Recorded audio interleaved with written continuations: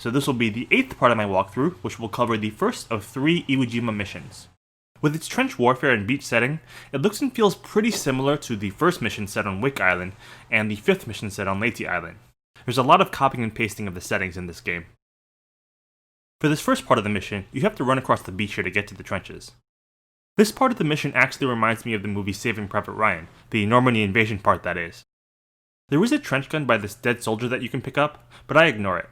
I just don't think it's that great of a weapon, to be honest. The historical accuracy of this first part of the mission is questionable, as the Japanese did not actually contest the beach landings on Iwo Jima.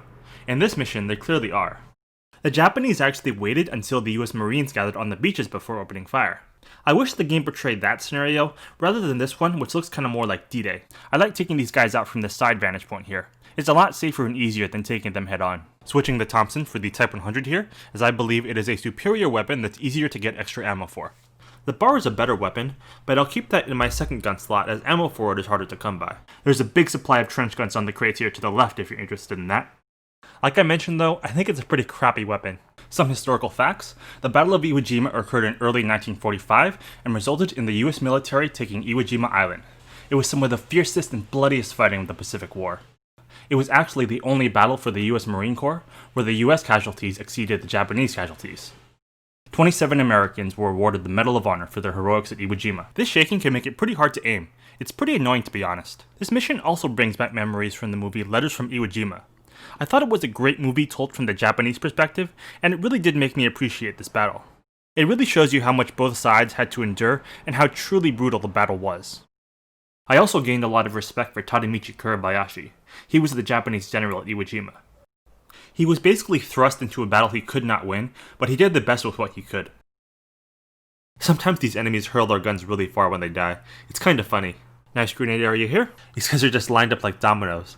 It's funny sometimes to see how poor the AI can be. Sweet grenade spot. That was pretty satisfying. I have to be honest, this is one of the more boring missions in the game.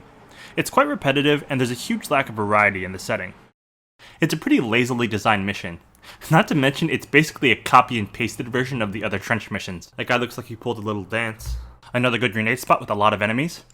I don't want to stray too far forward ahead or I'll fail the mission. Funny how my squadmate just died even though nobody was shooting at him. Now I have to plant explosives on this artillery. Pretty bland task that we've definitely seen before in this game. Here's the last artillery. Now on to the final area of the mission. The last part of this mission is pretty fun. You face a huge swarm of enemies here. This box here can provide for some good cover, but I like being gung-ho here and charging into the fray. It's a lot more exciting for sure. Pretty fun to mow these guys down when they're all lined up. Again, like a bunch of dominoes. For this last wave of enemies coming out of the caves, just focus on shooting up their spawn point here, and you can take care of them pretty easily. That was pretty satisfying. Look at this gruesome pile of bodies. You gotta love the ragdoll physics. We are now victorious! Now, onto the caves for Mission 9. Thanks for watching, and hope you guys tune in for the next one.